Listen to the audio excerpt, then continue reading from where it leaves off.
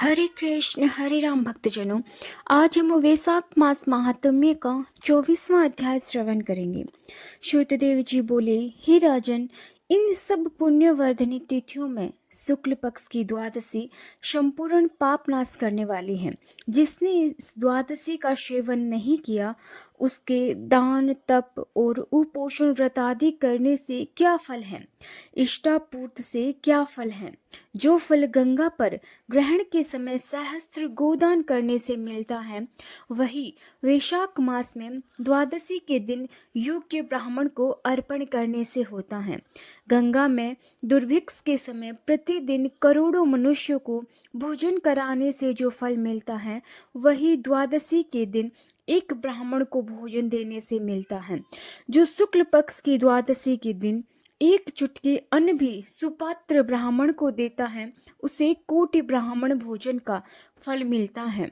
जो मधु सहित तिल के पात्र का दान द्वादशी के दिन करता है, वह संपूर्ण बंधनों से छूट विष्णु लोक को चला जाता है। शुक्ल पक्ष की द्वादशी के दिन जो रात्रि में जागरण करता है, वह जीते जी ही मुक्ति पाता है और उससे सब देवता प्रसन्न रहते हैं। करोड़ों सूर्य ग्रहण और चंद्र ग्रहण में जो तीर्थों में स्नान आदि करने से फल मिलता है, वह एकादशी के दिन प्रातः काल स्नान करने से मिलता है। जो मनुष्य द्वादशी के दिन तुलसी के कोमल पत्रों से विष्णु भगवान की पूजन करता है, वह अपने 7 कुलों का उद्धार करके विष्णु लोक को जाता है। जो कोई वैशाख में द्वादशी के दिन बच्चे सहित गोदान कर, वह अपने कोटि कुलों का उद्धार कर विष्णु लोक का अधिकारी होता है। जो कोई शुक्ल पक्ष की द्वादशी के दिन यम, पितृगण, गुरु देवता और विष्णु भगवान के निमित्त दक्षिणा सहित जल का घड़ा दान करे, दही और अन्न भी दान करे, उसको फल सुनो। उसको जो पुण्य प्रयागराज में प्रतिदिन करोड़ों मनुष्यों को 1 वर्ष तक शटर युक्त सुंदर भोजन कराने से होता है, वही फल मधुसूदन भगवान की आज्ञा से उसको मिलता है। जो कोई द्वादशी के दिन शालिग्राम दान करता है, वह संपूर्ण पापों से छूट जाता है। जो ग्रहण के समय गंगा में सप्त दीपवती पृथ्वी का करोड़ बार दान करे, उसके समान ही फल मिलता है। द्वादशी के दिन जो मधुसूदन भगवान को दूध से स्नान कराए, उसे राजसूय और अश्वमेघ यज्ञों के समान फल मिलता है। वही फल गंगा में मिलता है, इसमें संदेह नहीं है। त्रयोदशी के दिन जो दूध और दही मिलाकर विष्णु भगवान का पूजन कर, उसमें शर्करा मधु घृत मिला मधुसूदन भगवान की प्रसन्नता के लिए भक्ति पूर्वक पंचामृत से भगवान को स्नान करावे, वह अपने सब कुलों का उद्धार कर विष्णु लोक को जाता है। जो सायंकाल के समय विष्णु भगवान की प्रसन्नता के निमित्त शरबत दान करे, उसके पहले के पाप ऐसे दूर हो जाते हैं जैसे सर्प अपनी पुरानी कैचुली छोड़ देता है। सायंकाल के समय जो रसीली ककड़ी दान करे, वह उसके रस के प्रताप से कर्म बंधनों से मुक्ति पाता है। जो कोई ईख अथवा आम दान करता है, उसके कुटुंब में 100 पीढ़ी तक बराबर संतान चलती रहती है।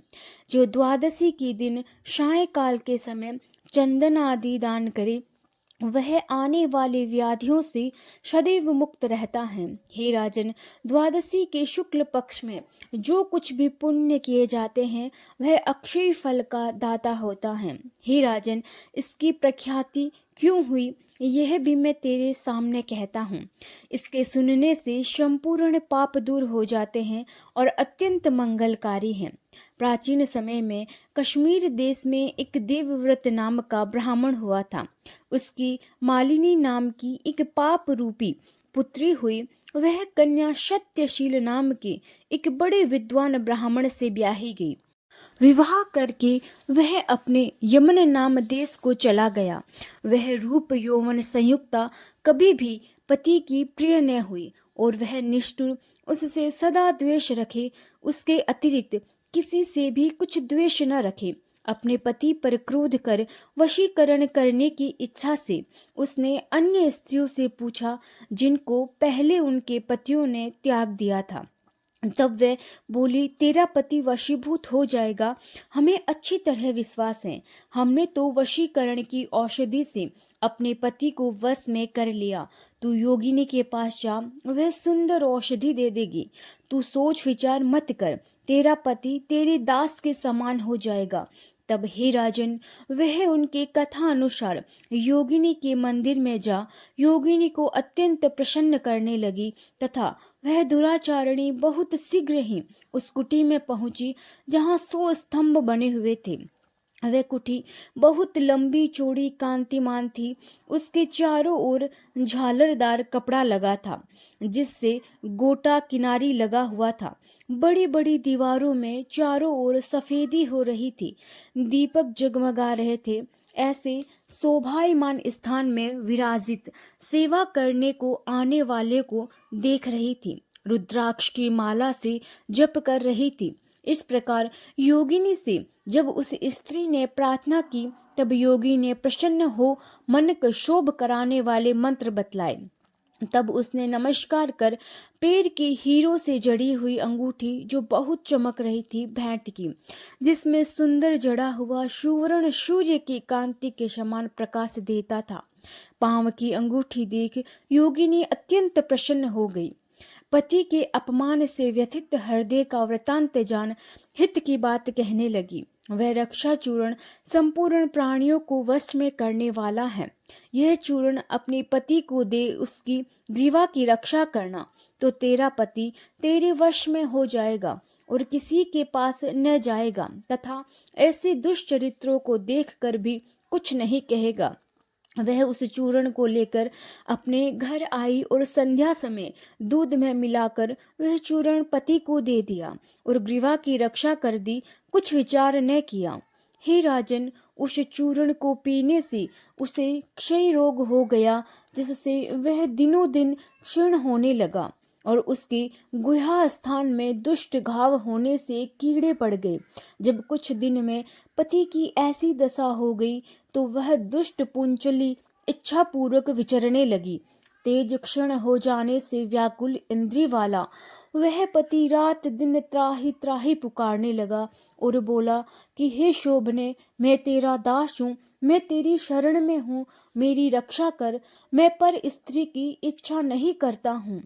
हे राजन, अपने पति का ऐसा वृतांत को सुनकर बहुत घबराई और सोचने लगी कि पति जीवित रहेगा तो मैं गहने कपड़े पहनती रहूंगी।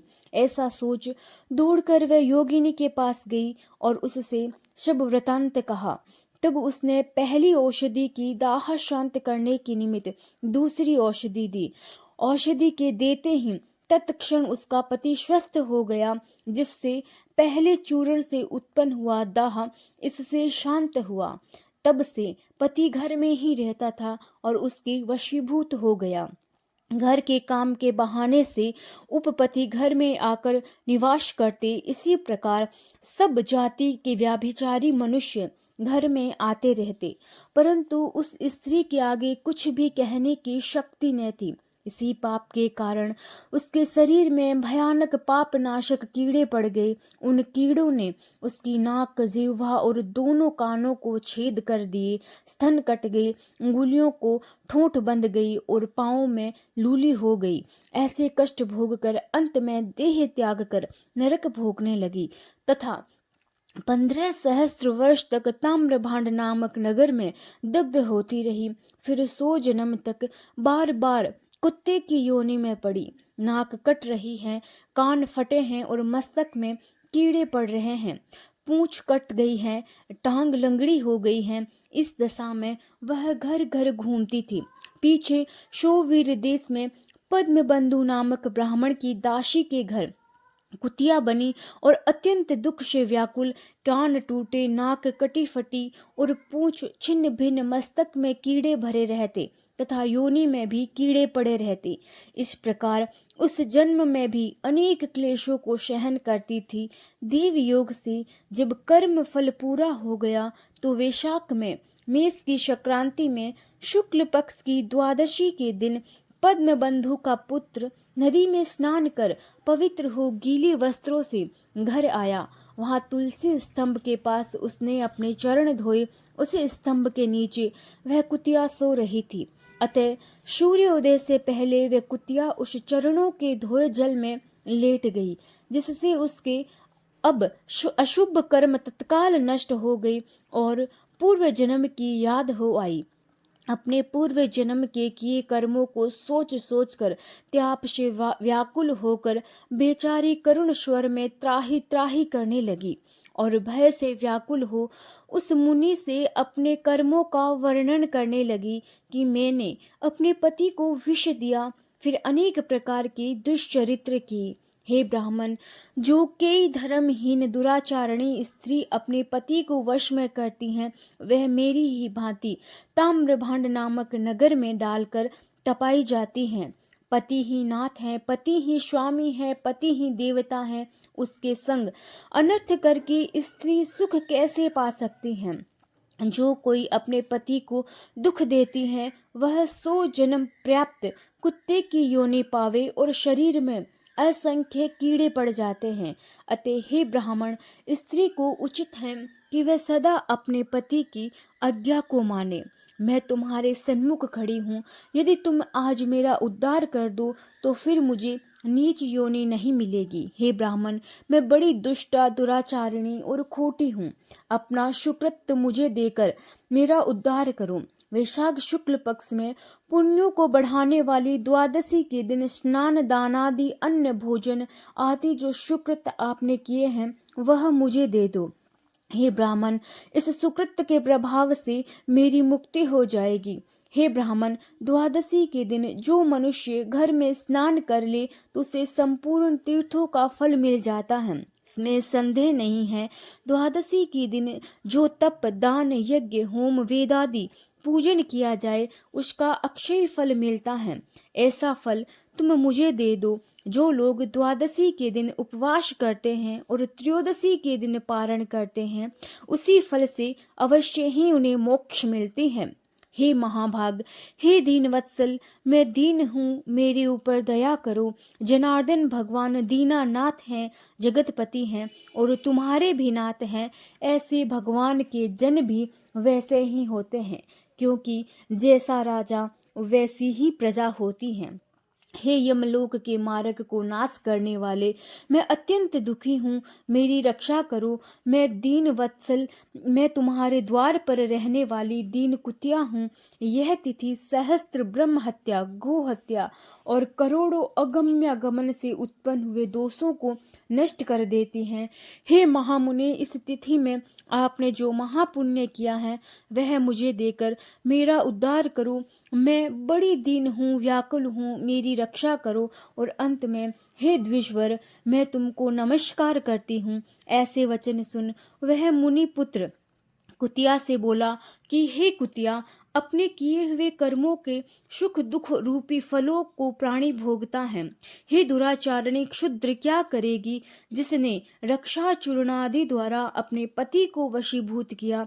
साधु के प्रति जो पाप करता है, वह उसी को दुख देता है, और जो पुण्य करता है, वह उसी के दुख को हरण करता है। पापी के लिए मनुष्य जो कुछ करता है, वह पाप और पुण्य दोनों को नष्ट करता है। जैसे मिश्री मिला दूध श्रप को पिलाने से केवल विष ही बढ़ता है, ऐसे ही पाप कर्म है। जब मुनि पुत्र ने ऐसा कहा, तब कुतिया अत्यंत दुख पा ऊंचे मुख कर चित्कार करने लगी और उसके पिता से कहने लगी, हे पद्म बंधु, तुम्हारे द्वार पर पड़ी हुई मैं कुतिया हूँ, अतः मेरी रक्षा करो। मैं तुम्हारी उच्छिष्ट रोटी नित्य खाती हूँ, मेरी रक्षा करो। क्योंकि गृहस्थी महात्माओं के घर पर जो पड़े हैं, उनका उद्धार करना आवश्यक कर्तव्य है, ऐसा वेद वेताओं का मत है। चांडाल कुत्ता ये सदा गृहस्थों के दया पात्र है और बलि भोज है। अपने पाले हुए असमर्थ रोग से पीड़ित का जो उद्धार नहीं करते, वह अवश्य ही नरक में पड़ते हैं। इसमें कोई संदेह नहीं। यह वेद वेताओं का मत है। सब संसार का कर्ता एक ही परमात्मा है। वह सब को रचकर स्वयं सब जीवों को धारादि रूप में पालन करता है। अतएव अपने पाले हुए की रक्षा करना भगवान की आज्ञा है। उस पोष्य रक्षा रूप भगवान की आज्ञा को उल्लंघन कर जो अज्ञानी बने हैं, वह भगवत कोप से अपने सर्वस्व को नष्ट कर अंत में नरकगामी होते हैं। यह कर्म कर्तव्य है और तुम दयालु हो, अतएव मुझ दुर्बुद्धि पर उद्धार करो। घर के भीतर दुख से आहत कुतिया के ऐसे वाक्य सुन कर पद्म बंधु शीघ्र ही घर से बाहर आया और कुतिया से पूछने लगे कि क्या बात है।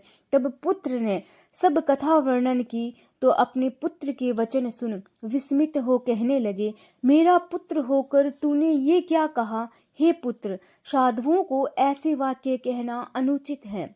अपनी ही आत्मा का सुख देने वाले पापी औरों से तिरस्कृत किए जाते हैं। हे पुत्र, देखो, संपूर्ण प्राणी परोपकार के लिए ही है। चंद्रमा, सूर्य, पवन, पृथ्वी, अग्नि, जल, चंदन, वृक्ष और महात्मा लोग सभी परोपकार में स्थित हैं। हे पुत्र, दधीची ने देवताओं के उपकार के लिए दैत्य को महाबली जान अपनी हड्डी निकाल के दे दी। राजा शिवी ने कबूतर के बदले अपना मांस काट कर दे दिया। जब भूखे शय ने कबूतर के ऊपर छलांग मारी थी तो जिमूत वाहन नाम का एक राजा पृथ्वी मंडप पर हुआ था। उसने भी महात्मा गरुड़ के लिए अपना जीवन दान दिया। अतः विद्वान ब्राह्मण को तो सदा ही दया करनी चाहिए। मेघ शुद्ध स्थान पर बरसता है तो क्या अशुद्ध स्थान पर नहीं बरसता।